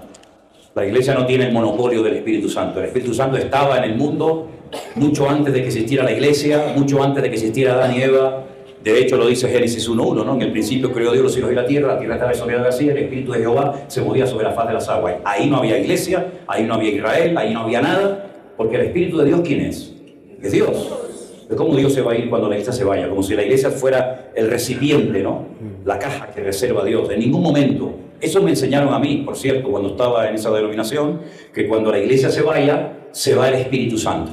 Pero no lo pueden demostrar bíblicamente. Y yo soy una persona que insisto muchísimo en decir que toda declaración, toda enseñanza que se dé desde un púlpito tiene que ir sí o sí avalada y respaldada por la Escritura. Yo no puedo venir aquí arriba y decir una serie de tonterías porque soy el pastor José Manuel Sierra y todo el mundo amén. No, nosotros no nos movemos de esa manera. Usted tiene que comprobar y discernir si lo que estamos enseñando coincide con la palabra de Dios. Yo no puedo demostrar, y yo he leído la Biblia y creo que de Biblia hace un poquito, ¿no? Yo no puedo demostrar con la palabra de Dios en la mano que cuando la iglesia, los cristianos sean arrebatados del planeta Tierra, el Espíritu Santo se va con ellos. Es que no hay ni un versículo que lo diga. Por lo tanto, ¿por qué se ha enseñado? Bueno, hay tantas cosas que se han enseñado y se siguen enseñando que no están en la Biblia y la gente las cree. ¿Por qué? Porque la gente repite las cosas como los loros. Los loros repiten lo que le han enseñado. No, es que la iglesia no sé qué, no, es que el anticristo no sé cuánto, es que es la gran tribulación. Pero usted lo ha leído, lo puede comprobar, lo puede demostrar. No, entonces, ¿por qué lo dice? No, es que en mi iglesia, hermano, en mi denominación creemos esto. Y no será cuestión de que la denominación se tiene que adaptar a la Biblia y no pretender que la Biblia se adapte a su iglesia. Porque claro, si usted enseña las cosas como los loros y no las puede demostrar bíblicamente, ¿con qué credibilidad, con qué autoridad está predicando usted en este día la palabra de Dios? ¿Se da cuenta? Ok, después respondemos a más preguntas. Permítame decirles que... ¿Cuánto tiempo tenemos? ¿No? Tenemos todavía... Bueno, miren, vamos al capítulo 13, ¿vale? Esto ha sido simplemente un paréntesis. ¿Queda claro, hermanos? Quiero preguntarles, ¿queda claro que el anticristo no es un engendro del diablo con una mujer, sino es un hombre de carne y hueso? ¿Queda claro? Ok. En el mismo capítulo 13 se habla ahora de otro personaje, de otra bestia, y las características son las siguientes. Capítulo 13, verso 11. Después vi otra bestia que subía de la tierra y tenía dos cuernos semejantes a los de un cordero. Ay, amigo, pero cuando hablaba con un demonio. Es decir, una cosa es la apariencia y otra cosa es la realidad. Y dice la Biblia que de la abundancia del corazón habla la boca. Parece un cordero, pero cuando abre la boca me estaba agitando, es un demonio. Ejerce toda la autoridad de la primera bestia en presencia de ella y hace que la tierra y los moradores de ella adoren a la primera bestia cuya herida mortal fue sanada. Versículo 13. También hace grandes señales de tal manera que aún hace descender fuego del cielo a la tierra delante de los hombres y engaña a los moradores de la tierra con las señales que se le ha permitido hacer en presencia de la bestia, mandando a los moradores de la tierra que le hagan imagen a la bestia que tiene la herida de espada y vivió. Y se le permitió infundir aliento a la imagen de la bestia. Aquí entramos ya en lo que es la inteligencia artificial y todas estas cosas que se están inventando últimamente. Por cierto, ahora está circulando por ahí algunas predicaciones mías, que no son mías, ni soy yo, de inteligencia artificial, que ya me podrían hacer un poquito más guapo, porque la verdad es que cuando me invitan en inteligencia artificial salgo como medio tonto, ¿no? Pero bueno, tampoco que sea una gran belleza, pero bueno, por lo menos respete lo que hay. Dice, se le permitió infundir aliento a la imagen de la bestia para que la imagen hablase y sí se matara a todo el que no la adorase. Y hacía, esto es tremendo, que a todos, pequeños, grandes, ricos, pobres, libres y esclavos, se les pusiese una marca en la mano derecha o en la frente. Que a veces cuando cae agüita creo que no, y que ninguno pueda comprar ni vender. Me pasa eso. Sino el que tuviese la marca, el nombre de la bestia o el número de su nombre. Y aquí hay sabiduría, dice Juan. El que tiene entendimiento cuenta el número de la bestia, pues el número de hombre es número de hombre y su número es 666. Ahora, hay una característica muy interesante, un dato espectacular que nos está dando la Biblia, que el mundo no lo tiene, el mundo no lo sabe. Esto es una información codificada para nosotros. El mundo no tiene ni idea de esto. Los idiomas de la Biblia que fueron en el Antiguo Testamento el hebreo, salvo algunas partes de arameo, y el griego del Nuevo Testamento tienen una particularidad que nuestro idioma no tiene. Y es que son idiomas alfanuméricos. Es decir, cada letra equivale a un número. Entonces, cuando usted quiere aprender hebreo, lo primero que tiene que aprender son las 22 letras del Aleph Bet. Y esas 22 letras se clasifican, cuando uno tiene el papelito para aprenderlas, se clasifican en unidades, en decenas y en centenas, del 1 al 9, del 10 al 90 y del 100, 200, 300, 400. Entonces usted se da cuenta que, por ejemplo, la primera letra, que es la letra Aleph, que no es la A, es una especie digamos, de comodín, que usted lo convierte en lo que quiera. La letra Aleph es el 1, la letra Bet es el 2, la letra Aleph Gimel es el 3, y así sucesivamente. De tal manera que, por ejemplo, en Israel hay personas que cuando leen la Biblia en hebreo, te la van leyendo por números. No te dicen, en el principio creó Dios los cielos y la tierra. Hay un gran matemático, un rabino judío en Israel que te lee por números, dice 465, 68, 69, 74, total 544. Y ellos saben cuál es el valor numérico de cada versículo de la Biblia. Saben cuántas letras tiene cada versículo. Saben cuántas letras tiene cada capítulo. ¿Por qué? Porque cuando se hace una copia de la Biblia a mano, que se tarda 4 años y medio en terminar la Torá, los primeros 5 libros de la Biblia, todas las copias tienen que tener en el primer renglón el mismo número de letras, y en el segundo igual, y en el tercero igual. De tal manera que si usted compra un pergamino, por ejemplo, de Éxodo 20, y usted lo tiene aquí en su casa en Colombia, usted se va a dar cuenta de que ese pergamino parece que es una fotocopia del mismo pergamino que compró un señor en Ámsterdam, en Holanda.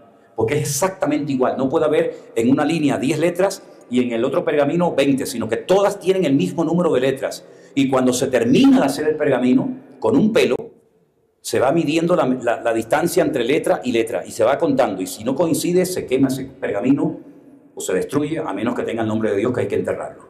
Es una perfección absoluta. Usted se va a dar cuenta de que cada palabra, cada nombre, cada lugar tiene un valor numérico. Hagamos la prueba, por ejemplo, en español. Si la A sería el 1, la B sería el 2, y la C el 3, y la D el 4.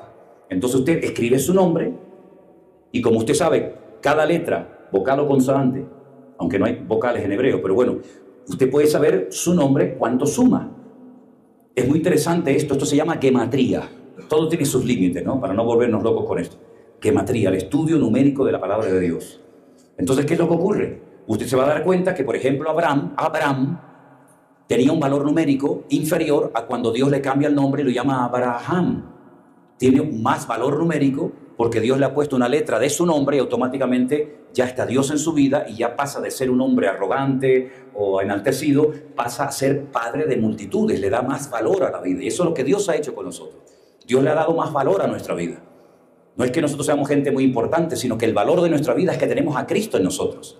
Si nos quitan a Cristo de nosotros, usted no vale nada, usted es un pedazo de barro. Usted es un pedazo de, no, que yo fui Miss, no sé, usted no fue Miss nada. No es Miss nada. El valor que tiene mi vida es que tengo a Cristo en mi corazón. Y cuando tengo a Cristo en mi vida y mi vida está en orden y refleja el orden de mi Dios, ese es el valor de mi vida. Pero en cuanto a ti te quiten al Señor de tu vida, tú no vales un pimiento, hermano. Prueba de ello que cuando usted, por ejemplo, va a estudiar este tema de los números y todo esto, para poder llegar ahora a esto del 666, usted se va a dar cuenta que cuando Dios llamó al hombre, le llamó Ish y a la mujer le llamó Isha. Y cuando usted junta esos dos nombres, Ish y Isha, hombre o mujer, la primera letra del nombre hombre y la última de la palabra mujer, si usted la junta, es el nombre Yah, que es el nombre de Dios. Es decir, Dios está en la relación entre un hombre y una mujer. Pero si usted quita la primera y la última letra de hombre y de mujer, ya no significa hombre y mujer. Ya le cambió el significado. Ahora significa fuego y destrucción. Y la combinación no sale hombre con hombre, mujer con mujer, o mujer con perro, perro con gallina. No sale, sale solamente lo que Dios estableció. Entonces, el valor de nuestra vida nos lo da el Señor. Ahora, Juan no nos dice cómo se va a llamar este personaje político siniestro, terrible, que va a surgir del antiguo territorio romano. Por eso creo que había una pregunta en la cajita que decía, bueno, ¿y Latinoamérica sale en la Biblia? No, hermano, Latinoamérica no sale en la Biblia. La geografía bíblica es muy cortita. Eso no significa que ustedes se van a escapar. Significa que no van a intervenir directamente en la historia profética de Dios, en el programa profético de Dios. Aquí no se va a escapar nadie, ¿verdad? Pero no aparece, porque la geografía bíblica es muy pequeñita. Es Europa, es África y es Oriente, ¿no? Asia. Ahora, el anticristo tiene un nombre. Y cuando usted suma el valor numérico de su nombre, suma la cifra 666. Yo me acuerdo que cuando Gorbachev, ¿se acuerdan Gorbachev? El presidente de Rusia tenía aquella marca, aquel lunar aquí en la frente. Muchos cristianos dijeron, ay, mira el anticristo. Digo, ¿pero qué anticristo, muchacho? ¿Tú no ves lo que tiene en la frente? Digo, ¿el hombre tiene un lunar? ¿Qué tiene que ver el lunar? Ahora se va a quitar el lunar usted, hermana, que tanto le gustaba a su marido cuando era novio, ahora le da asco porque dice que es una verruga. ¿Entiendes? Eso no tiene nada que ver. Ahí me pasé. Borra eso, muchacho. Borra eso. Entonces el anticristo tiene un nombre, pero la Biblia no dice, se llamará fulanito de tal, pero yo te voy a decir el valor numérico de su nombre para que cuando tú sospeches, oye, no será este. Este tiene pinta rara, ¿eh? Y a mí me da la impresión, bueno, ponga el nombre, sáquele el valor numérico y dice, no, este suma 525, este no es. Entonces fíjense qué dato tan interesante nos ha dado la Biblia. Pero ¿qué es lo que va a hacer? Lo primero que va a hacer este hombre en el mundo, controlar la población mundial. ¿Y cómo se controla a la gente? Bueno, marcándolo como animales. Te meten ahí un chip ahí en la frente, en el brazo, y entonces no vas a poder comprar ni vender absolutamente nada si tú no tienes esa marca. Ahora, no se asusten, porque eso va a pasar en la segunda parte de la gran tribulación. No en la primera parte, donde yo creo que vamos a estar hasta la final trompeta, sino en la segunda parte, donde según la Biblia, yo entiendo, la iglesia ya no estará. ¿De acuerdo? Pero si por casualidad hay alguno aquí presente que se va a quedar, porque habrá algunos que están aquí esta mañana que se va a quedar en la segunda parte de la gran tribulación, y va a llegar un momento cuando tú vas a buscar tu dinero en el cajero automático y no te va a salir nada, y vas a hablar con la directora y te dice que usted no tiene la marca, y vas a poner gasolina y no puedes poner, y vas a comprar los libros del colegio a los niños y no puedes comprarlo, y no puedes hacer nada. Pues entonces ya sabes que si te marcan, amigo, para ti ya no hay esperanza, porque la marca significa que tú te identificas con un sistema diabólico que es el de la bestia, el del anticristo, y entonces la gente, con tal de comprar y de vender y de hacer uso de su dinero, serán capaces hasta de prostituirse. Hace poco hubo en España un apagón, que menos mal que duró poquito, porque si llega a durar más tiempo nos terminamos comiendo unos a otros, ¿verdad? Pues en ese apagón fue un caos porque la gente no podía sacar su dinero de los cajeros automáticos, no había luz, entonces ibas a pagar con tu tarjeta un producto, un taxi, lo que fuera, y no podía la gente pagar. Se colapsó el país durante no sé cuántas horas. Acá, en Canarias no nos afectó, pero ahí vimos un botón de muestra, porque yo vine hace años diciendo que iba a venir un apagón grande a España, y por eso nos estamos preparando con grandes cantidades de agua y de comida y dinero en efectivo en nuestros hogares, y con luz y linterna y pilas, etcétera, porque sabemos lo que se viene, ¿verdad? Y entonces por eso hay la necesidad de despertar a una cruda realidad. Imagínense, yo vivo en un piso séptimo. En Canarias yo vivo en el piso número 7. Nos levantamos una mañana y abrimos el grifo para lavarnos, porque de vez en cuando también nos lavamos, y no había agua. Todo el edificio, tú veías a la gente gritando, insultando, ¿pero qué ha pasado? El gobierno, desgraciado, no sé qué. Y yo tranquilo, yo me bajé a mi refugio. Yo saqué mi garrafita de agua, y yo tenía agua en abundancia para meses. Algunos me decían, pero este hombre está loco. Si esto a nosotros no nos va a afectar, no nos va a afectar, pues no pasa nada. ¿Qué problema hay que yo tenga 500 litros de agua guardados en una habitación? ¿Qué problema hay? Ahí están. Las bombas que suben el agua hasta el 7º piso dejaron de funcionar, no había luz. Pero a mí no me importa, yo no dependo del sistema del faraón. Yo dependo de los principios espirituales en la palabra del Señor. Y entonces, mis queridos hermanos, aunque usted a lo mejor esto nunca se lo han dicho, nunca lo había escuchado en su vida, las cosas se van a poner tan complicadas y tan difíciles que, como yo le dije a los americanos el otro día cuando estuve allí, usen el dinero que tienen, porque el dólar se va a devaluar de tal manera que algunos de ustedes lo van a tener que utilizar como papel toalete en el baño. Miren cómo ha caído el dólar. El dólar ha caído de una forma estrepitosa, llegó a estar 1-1 con el euro. El euro se terminó comiendo al dólar. Y muchas veces la gente pensaba que teniendo dólares iban a tener su futuro garantizado. Y yo le voy a decir una cosa. La pregunta que me hacía siempre mi padre cuando yo le dije que quería servir al Señor, y me dijo, ¿y de qué vas a vivir? Y cuando seas viejo, tú no has cotizado en la vida, tú no tienes un plan de jubilación, tú no has ahorrado dinero, ¿dónde vas a vivir? ¿Dónde vas a comer? ¿Qué va a ser de tu vida, hijo? Esa era la gran preocupación que mi viejo tenía. Y yo le dije, papá, yo leí en la Biblia este versículo: joven fui y he envejecido, y nunca he visto justo desamparado ni su descendencia que mendigue pan. Yo estoy seguro que yo tengo miles y miles de casas y de platos de comida en Colombia, en Perú, en México, en Argentina, en Bruselas, en China, en Japón, en todas lados del mundo. ¿Qué le parece? Ese es mi Dios, ese es el Señor. El vivir por fe, el depender de Dios, el pan nuestro de cada día, dánoslo hoy.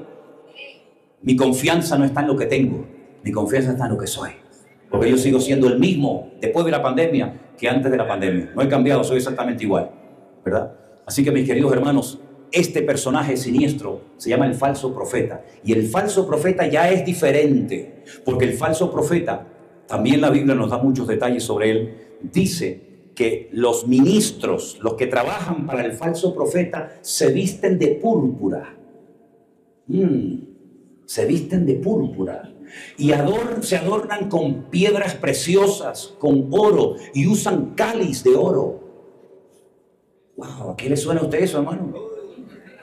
Los musulmanes no se visten de púrpura ni se adornan con cadenas de oro. Los budistas no se visten de esa manera. Los hindúes no se visten de esa manera. No, pero hay un detalle más significativo todavía para romper cualquier duda.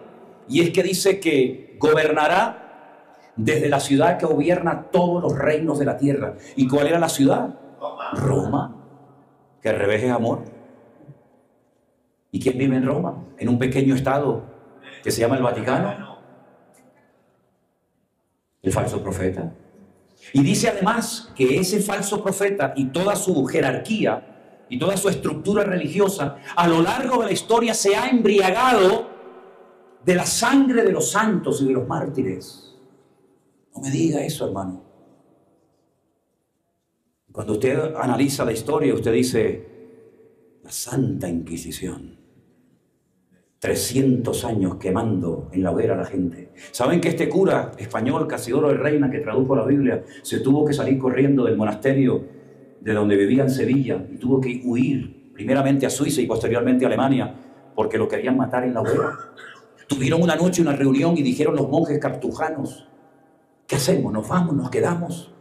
¿Qué hacemos? Se está traduciendo la Biblia a los alemanes en su idioma. Vamos a traducirla también nosotros para que los españoles tengan acceso a las escrituras. Pero si lo hacemos nos van a matar. ¿Qué hacemos? La mitad del convento dijo nos quedamos. La otra mitad dijo nos vamos.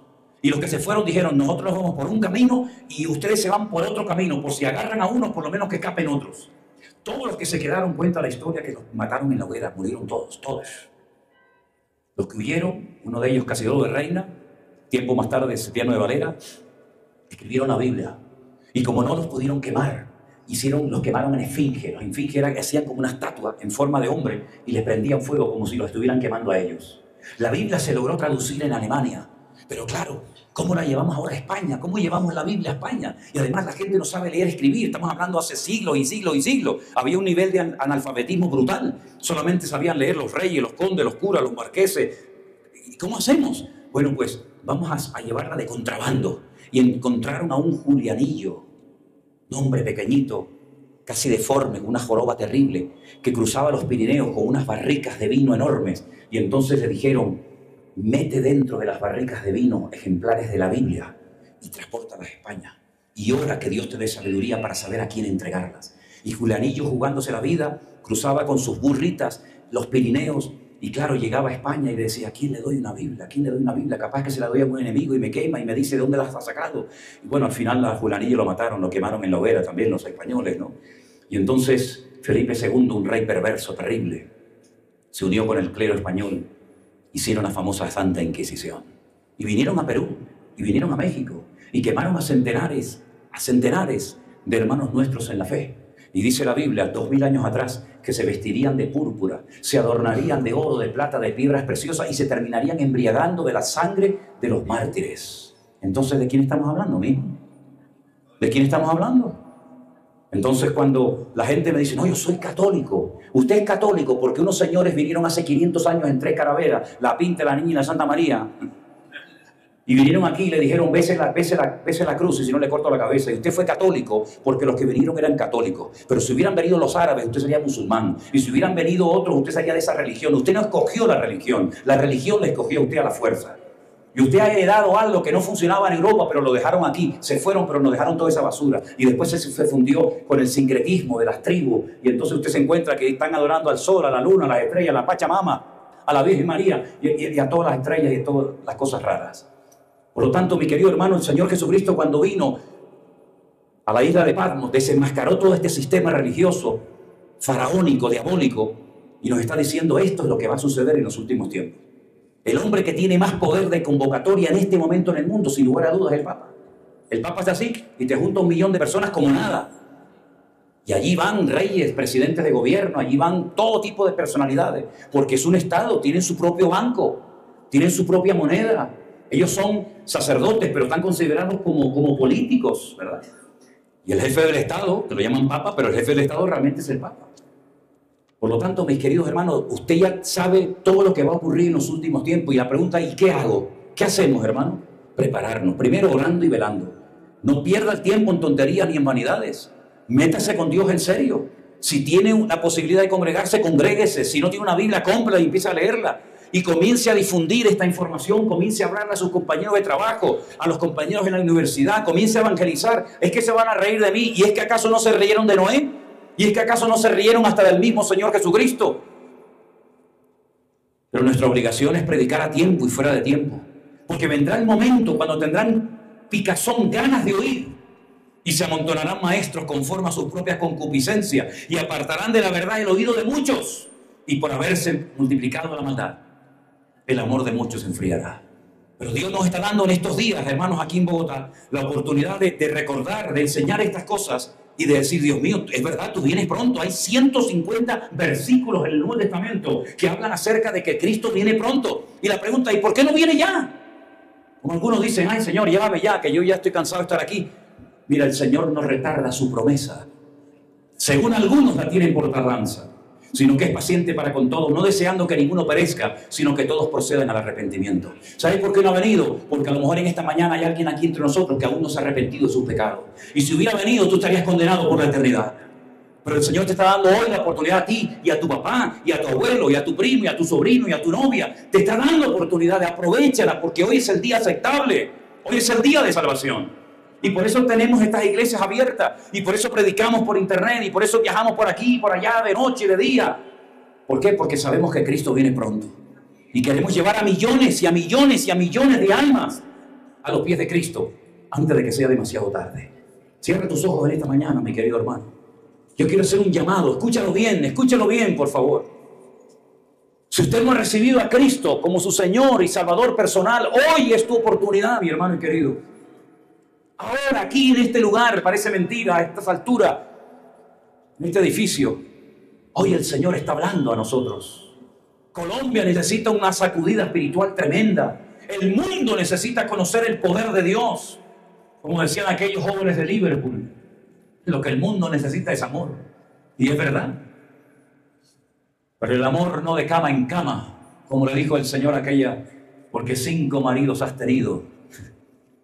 Y el que ahora tienes no es el tuyo. No, no es el amor pasajero y efímero que compras con dinero, porque con dinero puedes comprar mujeres, pero no puedes comprar una esposa. Con dinero puedes comprar casas, pero nunca podrás comprar un hogar de amor. Con dinero puedes comprar medicinas, pero no salud. Con dinero puedes comprar muchas cosas, pero no la salvación de tu alma. Pero alguien la compró por ti. Se llama Jesucristo. Él compró tu alma. Él compró tu vida a precio de sangre. Por eso yo siempre digo que la salvación no es gratis. No. ¿Quién dijo eso? La salvación la compró alguien por nosotros. Y ese alguien se llamó Jesucristo. Jesús de Nazaret. Aquel niño que nació en Belén de Judea, que ya lo quisieron matar desde que era pequeño. Pero que el padre lo supo guardar milagrosamente 2 años cuando fue con sus padres huyendo a Egipto. Y luego volvió. Y algunos lo adoraban y otros lo rechazaron. Pero Él murió en la cruz diciendo, perdónalos, porque no saben lo que están haciendo. Y yo veo este país y veo el mundo y digo, Señor, no saben lo que están haciendo. No saben lo que están haciendo. Han tenido el privilegio de llegar a la presidencia, de llegar a lugares de autoridad, y en vez de hacerlo bien y ser humildes y depender de Dios, se les subió el éxito a la cabeza y se están autodestruyendo y todo lo que toca lo destruyen. Pero el Señor dice, yo he venido para darte vida. Y vida en abundancia. Si en esta mañana hay alguien entre nosotros que le quiere entregar su vida, no al Centro Evangélico Vida Nueva, no al pastor José Manuel Sierra, no, a Él al que le tienes que entregar tu vida, a Él al que tienes que rendirte y rendirle tu vida. Si es así, te invito a que levantes tu mano y le digas, Señor, yo quiero recibirte en mi corazón. Dios te bendiga, Dios te bendiga, Dios le bendiga, Dios le bendiga, gloria a Dios. Los que han levantado su mano, pónganse de pie. Los que levantaron su mano, digan ahí donde están, Señor Jesús. Dígalo fuerte, quiero oírles. Señor Jesús, me rindo a ti en esta mañana. Perdona mis pecados, Señor. Yo te recibo en esta mañana como mi Señor y mi Salvador personal. Perdona mis pecados, Señor. Gracias por haber muerto por mí en la cruz, dígalo. Gracias porque tú moriste ocupando mi lugar. Pero también creo que tú resucitaste al tercer día y algún día estaré contigo por la eternidad. Yo públicamente recibo al Señor Jesucristo como el Señor y Salvador de mi vida. Inscribe mi nombre ahora en el libro de la vida. Te lo pido con toda mi alma, Señor, en el nombre de Jesús. Aleluya. Y yo pido a todos los hermanos, toda la iglesia aquí presente, que comencemos a orar ahora los unos por los otros. Ponga la mano sobre su hermano, dele la mano, hágalo como quiera, pero oremos juntos en esta mañana a nuestro buen Dios, hermanos. Vamos a bendecirnos los unos a los otros, a estar unidos, porque mayor es el que está en nosotros que el que viene contra nosotros.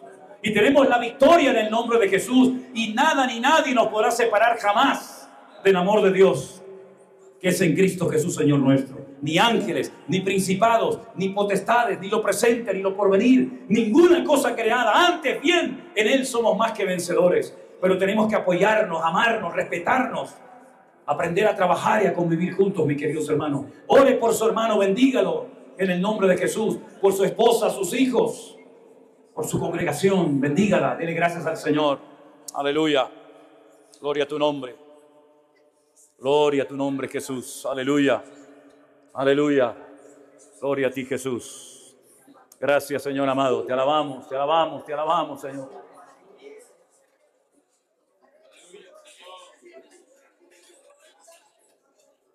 Bendice a tu iglesia aquí presente en esta mañana, Señor. Seamos un pueblo de gente victoriosa, bendecida, guardada por tu mano poderosa.